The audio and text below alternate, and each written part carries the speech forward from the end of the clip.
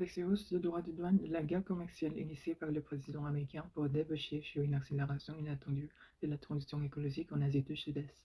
Face à un marché américain devenu inaccessible à ses panneaux solaires désormais frappés de chocs exorbitantes, la Chine pourrait en effet être tentée de se rabattre sur ses voisins, encore très dépendants des énergies fossiles, pour épauler ses stocks.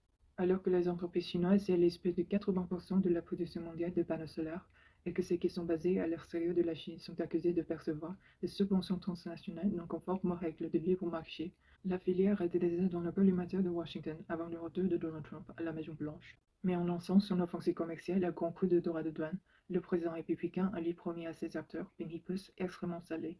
Les tarifs évoqués dépassent les 3500% pour les panneaux photovoltaïques fabriqués en Asie du Sud-Est. Les principales usines au Cambodge, au Vietnam, en Thaïlande et Malaisie. Face à cette situation, les analystes du secteur s'entendent judicieuses.